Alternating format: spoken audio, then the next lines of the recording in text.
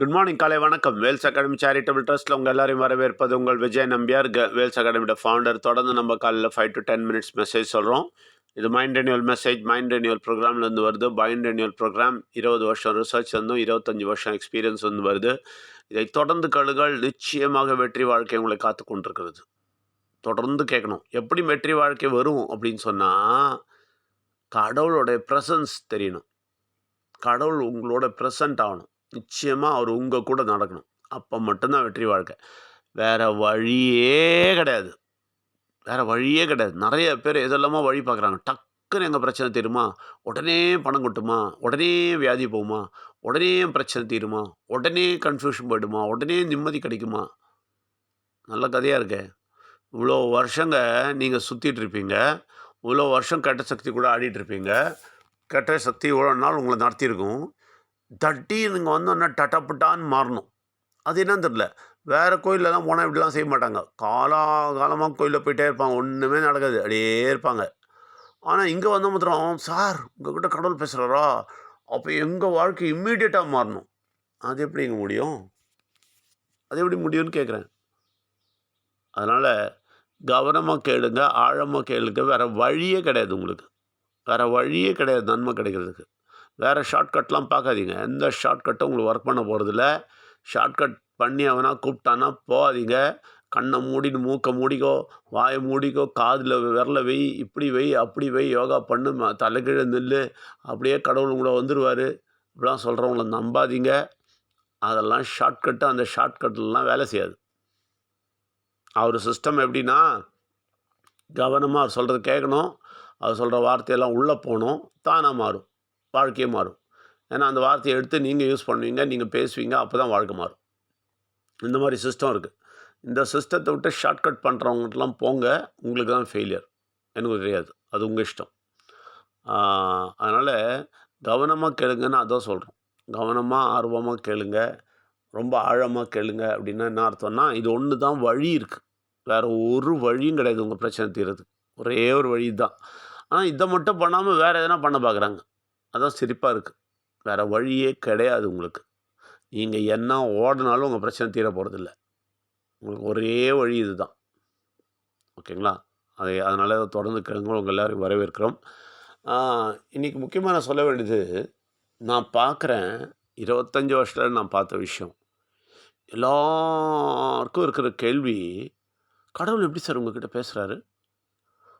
நிறைய பேர் கிண்டலாக கேட்பாங்க, நிறைய பேர் தெரியாமல் கேட்பாங்க, நிறைய பேர் புரியாமல் கேட்பாங்க, நிறைய பேர் எதுக்கும் அப்படி போகணுன்ற ஆர்வத்தோடு கேட்பாங்க, நிறைய பேர் இதெல்லாம் நடக்காது, சும்மா கதை விடுற அப்படின்னு கேட்பாங்க. யார் எப்படி கேட்டாலும் எங்களுக்கு பிரச்சனை கிடையாது. எங்களுக்கு பிரச்சனையே கிடையாது. உண்மையாக சொல்கிறேன். இன்றைக்கி காலையில் ரொம்ப கிளியராக சொல்கிறார் கடவுள். சொல்கிறார், டே எல்லாருக்கிட்டையும் சொல்லுடா, நான் 3/4 மணி நேரத்துலேருந்து 1 மணி நேரம் உங்கள்கிட்ட பேசுகிறேன்னு சொல்லு. புரியுதா? 1 மணி நேரம் பேசுகிறேன்னு சொல்லு. நம்பினா நம்பட்டோம், நம்பலைன்னா போட்டோம். அவங்ககிட்ட சொல்லு, நீ உனக்கு இந்த மாதிரி சின்ன அனுபவமாவது அட்லீஸ்ட்டு 1 மணி நேரம் வேணாம், 3/4 மணி நேரம் வேணாம், 10 நிமிஷம் மெசேஜ் கேட்க சொன்னால் உனக்கு டைம் இல்லை. 10 மினிட்டு. உண்மையாக சொன்னேன். கடவுள் சொன்ன வார்த்தை நான் சொல்லிகிட்ருக்கேன். நான் என்னோடய வார்த்தை சொல்ல. 10 நிமிஷம் பேச்சு கேட்க சொன்னால் உனக்கு டைம் இல்லை. வாரத்தில் 1 மணி நேரம், வாரத்தில் 1 மணி நேரம் கொடுறான்னா டைம் இல்லை. ஆனால் உனக்கு கடவுள் உங்கள்கிட்ட பேசணும், கடவுள் உங்கள்கிட்ட இருக்கணும். அது என்ன கதையாக இருக்கு?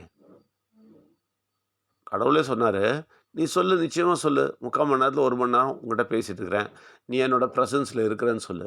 அதனால தான் நிம்மதியாக இருக்கிறேன்னு சொல்லு. அதனால தான் பணம் கிடைக்குதுன்னு சொல்லு. அதனால தான் வியாதி இல்லாமல் இருக்கிறேன்னு சொல்லு. அதனால தான் நிம்மதியாக இருக்கிறேன்னு சொல்லு. நிச்சயமாக சத்தமாக சொல்லு. அப்போது இவங்க கண்ணு திறக்குதா பார்க்கலான்றார். ஏன்னா 10 நிமிஷம் இவங்களுக்கு கேட்க முடியாது.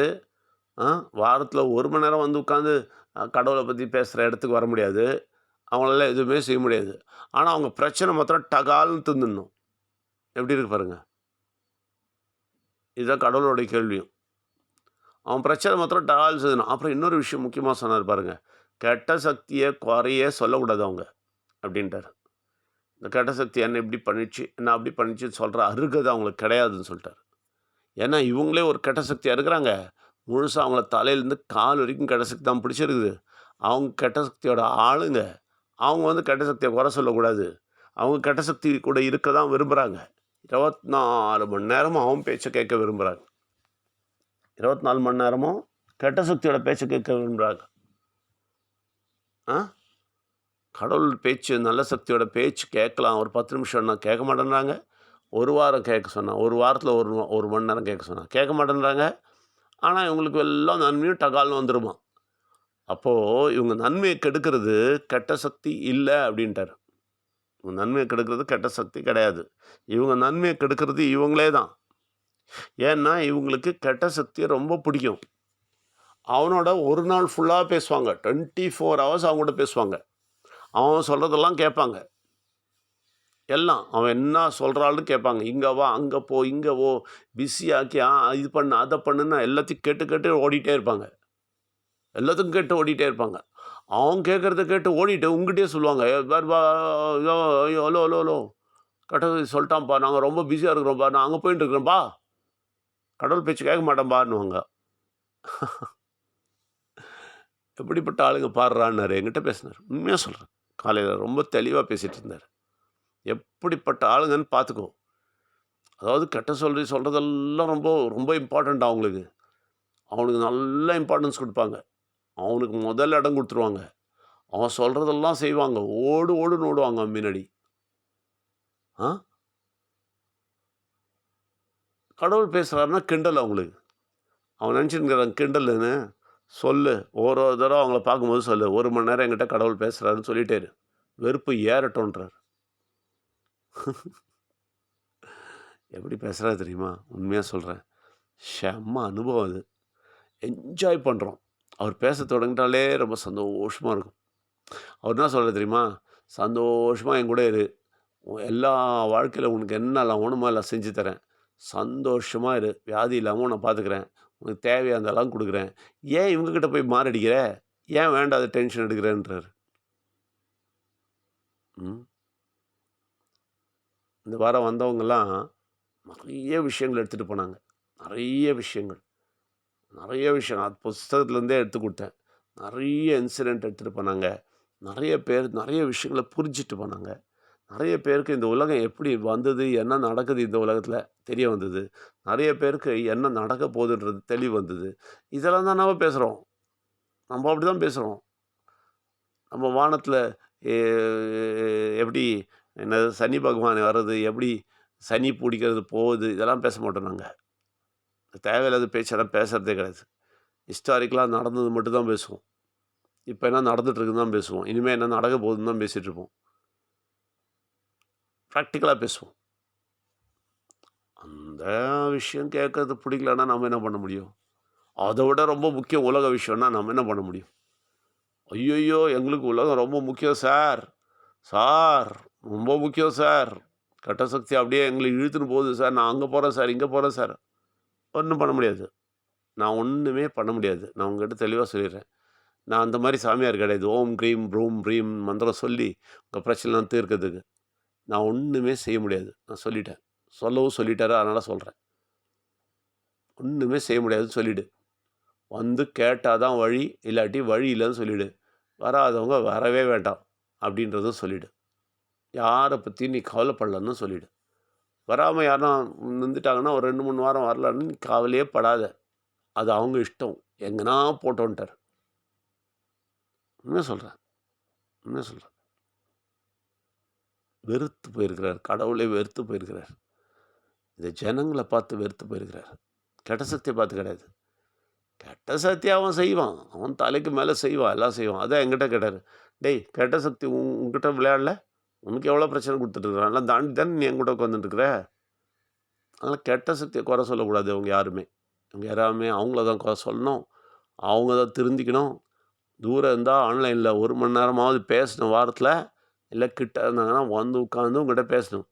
10 நிமிஷம் இந்த மெசேஜும் கேட்கணும். இதெல்லாம் செய்ய முடியாதவனுக்கு எந்த நன்மையும் கிடைக்காதுன்னு சொல்லிடுன்ட்டாரு. நான் சொல்லிட்டேன். என் மேல கோவப்படாதீங்க. அவரு என்ன சொல்ல சொன்னாரோ உங்ககிட்ட சொல்லிட்டேன். அதனால நிச்சயமா வந்தவர்கள், இந்த வாரம் வந்தவர்களுக்கெல்லாம் நெறைய ஆசீர்வாதம் கிடைச்சிருக்கு. சந்தோஷமா இருக்கிறீங்க. திருப்பி திருப்பி ஆழமா கேட்கணுன்ற ஆசையோட இருங்க. இன்னும் பல விஷயங்களை தெரியணுன்ற ஆசையோட இருங்க. அதனால் பெரிய நன்மையை உங்கள் வாழ்க்கையில் உங்களுக்கு தருவார். பெரிய பெரிய காரியங்கள் செய்வார். நிச்சயமாக நம்புங்க. நிச்சயமாக நம்புங்க. ஏன்னா அதுக்காக நண்பு சொல்லுங்கள். பாருங்கள், இங்கே இருக்கிறாங்க ஆளுங்க, கேட்க முடியாத ஆளுங்க. அந்த அந்த இடத்துல நீங்கள் கேட்டுட்ருக்கீங்களே, அதுக்கே நன்றி சொல்லுங்கள். புரியுதுங்களா? அவரோட பவர் எடுத்துகிட்டு வந்து கேட்குறீங்களே, அதுக்காக நன்றி சொல்லுங்கள்.